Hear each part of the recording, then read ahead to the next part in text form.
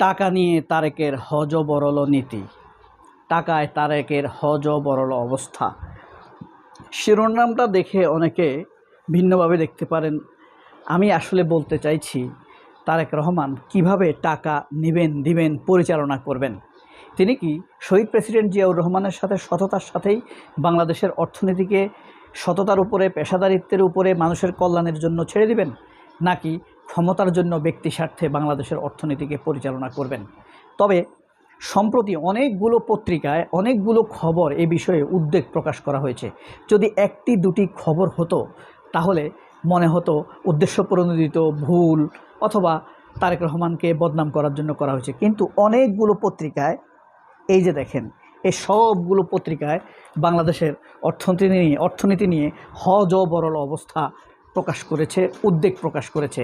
তার মধ্যে একটি দেখেন, এই যে নয়াদিগন্ত পত্রিকার একটি খবর, বাংলাদেশ ব্যাংকে পাশ কাটিয়ে যেভাবে যুক্ত হলো 18 ক ধারা।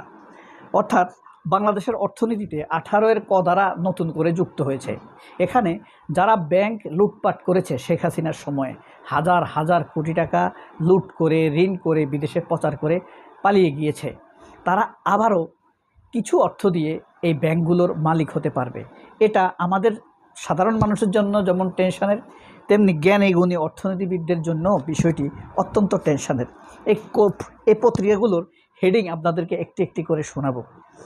এরকম সবগুলো পত্রিকা আপনারা শুনবেন, উদ্বেগ বুঝতে পারবেন। আপনি কি ব্যাংকে টাকা রেখে কতটা নিরাপদ তা অন্তত ধারণা করতে পারবেন। এই যে বাংলাদেশ ব্যাংকে পাশ কাটিয়ে যেভাবে যুক্ত হলো 18 ক ধারা, এই একটি পত্রিকা। এখানে মূলত বলা হয়েছে লুটপাটে ফেরার পথ খোলায় অস্থির ব্যাংক খাত। আবারও লুটপাট করার পথটা খুলে গেল। মাত্র 7.5% টাকা জমা দিলেই দুর্বল ব্যাংকের মালিকানার সুযোগ, আবার মালিক হতে পারবে তারা। সংখ্যায় আমানতকারী ও বিশ্লেষকরা, আমরা যারা টাকা রাখি তারা স্বাভাবিকভাবে টেনশনে আছি। যারা অর্থনীতি নিয়ে পেশাদারিত্বের সাথে বিশ্লেষণ করেন দেশ ও জাতির কল্যাণের জন্য, তারাও টেনশনে আছেন। ঠিক একইভাবে দেখেন আমার দেশ পত্রিকার এই খবরটি, একীভূত 5 ব্যাংক যাচ্ছে আগের মালিকদের হাতে। অর্থাৎ এস আলম, এই যে দাঁড়িওয়ালা নজরুল ইসলাম, তাদের হাতে আবারও ফিরে যাচ্ছে এই ব্যাংক। তাহলে এস আলমের সাথে সম্পর্ক ভালো কার? নিশ্চয়ই তারেক রহমানের আশেপাশে কেউ আছে যে নাকি এস আলম দ্বারা খুব বেশি প্রভাবিত। সবাই আমাদের বড় এক চেহারা সুন্দর শিলং পেরত মন্ত্রী কথা বলে না, এস আলমের সাথে ভালো সম্পর্ক। এস আলমের তার সন্তান এস আলমের বা ব্যবসা বাণিজ্যের সাথে জড়িত। এটা তো মিথ্যা না। তার দ্বারা প্রভাবিত হয়ে বাংলাদেশ ব্যাংকের অর্থনীতির অবস্থা আবারও বিগড়ে যেতে পারে। অল্প অর্থ জমা দিয়েই মিলবে সুবিধা, পদ মুক্ত হলো এস আলম ও নাসা গ্রুপের। সরাসরি বলে দিছে এখানে। এই যে আমার দেশের এই নিউজটি করেছেন রোহান রাজীব। এটা একটা টেনশনের নিউজ। আরও আছে দেখেন, দেখেন এখানে আছে 23টি ব্যাংকের মূলধন ঘাটতি। যে ব্যাংকগুলোর মূলধন ঘাটতি আছে তার সবগুলো পায় একা 82,000 কোটি টাকা হলো এস আলমের। এর মধ্যে দেখেন ফার্স্ট সিকিউরিটি ইসলামী ব্যাংক এস আলমের 65,000 কোটি টাকা এক ব্যাংকেই। ইউনিয়ন ব্যাংক এস আলমের 27,000 কোটি টাকা। এক্সিম ব্যাংক, ওই যে দাঁড়িওয়ালা নজরুল ইসলামের 22,000 কোটি টাকা। SIBL এস আলমের 22,000 কোটি টাকা। তারপরে আছে আপনার ICB ব্যাংক 2,000 কোটি টাকা। ইউনিয়ন ব্যাংক 22,000 কোটি টাকা। সবগুলোই এস আলমের। এখন এই ব্যাংকগুলোকে পুষ্ট করার জন্য, চালিয়ে নেবার জন্য ইউনূস সরকার 36,000 কোটি টাকা বরাদ্দ দিয়েছে, কিন্তু ব্যাংকগুলোর নিয়ন্ত্রণ থাকবে সরকারের হাতে। এখন তারা 5-6% জমা দিয়ে আবারও এই ব্যাংকগুলোর মালিক হতে পারবে।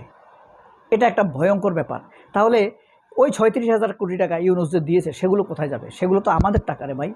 তাহলে তারেক রহমান কি আমাদের টাকার নিরাপত্তা দিতে পারছেন? তিনি কি ভালো অর্থনীতি পরিচালনা করবেন, নাকি টাকা নিয়ে তালবাহানা করবেন? অর্থনীতি খারাপ মানে জনতার টাকা নিয়ে তালবাহানা করা। এরপরে দেখেন এই সব কারবারের কারণে আপনার ব্যাংক লুটপাটের, ব্যাংকে লুটেরাদের ফেরানোর সুযোগ দেওয়া আত্মঘাতী। এই যে তাদেরকে অল্প টাকা দিয়ে আবার নিজ নিজ মালিকানা নিতে পারবে, এটা আত্মঘাতী হয়েছে। ব্যাংক রেগুলেশন আইন 2026 সংশোধনের মাধ্যমে দুর্বল ব্যাংকের আগের শেয়ারধারীদের জবাবদিহি ছাড়াই পুনরায় মালিকানায় ফেরার সুযোগ দেওয়া দুর্নীতি, লুটপাট সহায়ক এবং আত্মঘাতী সিদ্ধান্ত মনে করছে টিআইবি। বুঝছেন, এই অবস্থা এর লুটপাটকারীদের অভয়ারণ্যে পরিণত হবে আবারও। এরপরে দেখেন, ভারত থেকে আসবে 200 ব্রডগেজ কোচ, কয়েক হাজার কোটি টাকার ক্রয়। ইন্দোনেশিয়া যেখানে আমাদেরকে ডিসকাউন্ট দিয়ে দেয় ট্রেন, সেখানে তারা ভারত থেকে আনবে। এরপরে দেখেন, আপনার বিনিয়োগের সক্ষমতা ফের যাচ্ছে সরকার বিচারপতি, এটা না, সিলিন্ডারের গ্যাস দাম 1 লাফে বাড়ল 387 কোটি টাকা। এইভাবে ব্যাংকগুলোর কাছ থেকে চুরিদারি করে অর্থ সংকটে পড়ে, তারপর বিদ্যুতের দাম, গ্যাসের দাম, পানির দাম বাড়িয়ে আমাদের অবস্থা খারাপ করে দেয় সরকারগুলো। তারেক রহমানের অর্থনীতি সেই লুটপাটের অর্থনীতির দিকেই যাচ্ছে বলে আমি ভয় পাচ্ছি। আমি কোন ব্যাংকের উপরে নির্ভর করব আমার স্বল্প 2-4টি টাকা রাখার জন্য? হাজার কোটি টাকা বাণিজ্য আওয়ামী লীগের সিন্ডিকেটের হাতে। এইসব ক্ষেত্রে তারেক রহমানের কোনো নজর নাই। এই যে আওয়ামী লীগ নসরুল হামিদ বিপু এবং বেসরকারি খাতের উদ্যোক্তারা যারা আছে, বিদ্যুৎ খাতে বিদ্যুতের মিটার নিয়ে, মিটার ট্রান্সফার, তারপরে আপনার এই গ্যাস, এসব নিয়ে যে লুটপাট অর্থনীতি চালাচ্ছে নসরুল হামিদ বিপুরা, এখনও এগুলো তাদের হাতে রয়ে গিয়েছে। হাজার হাজার কোটি টাকার অর্থনীতি এখনও তাদের হাতে। এই কারণে সম্ভবত বিরক্ত হয়ে জামায়াতের আমির বলেছে, জাতির সঙ্গে ধোঁকাবাজির মাধ্যমে সংসদের যাত্রা শুরু করেছে বিএনপি। এই একটি হুঙ্কার দিয়েছিল তারেক রহমান। তারেক রহমানের এসব কর্মকাণ্ডকে লক্ষ্য করেই একটি হুঙ্কার দিয়েছ জামায়াতের আমির ডাক্তার শফিকুর রহমান। এখন বাংলাদেশের অর্থনীতি আসলে কাদের হাতে যাবে? কারা আমাদের উপরে ছড়ি ঘুরাবে? আমাদের 2-450 টাকার ব্যাংক আমানত তাদের কাছে নিরাপদ থাকবে কিনা?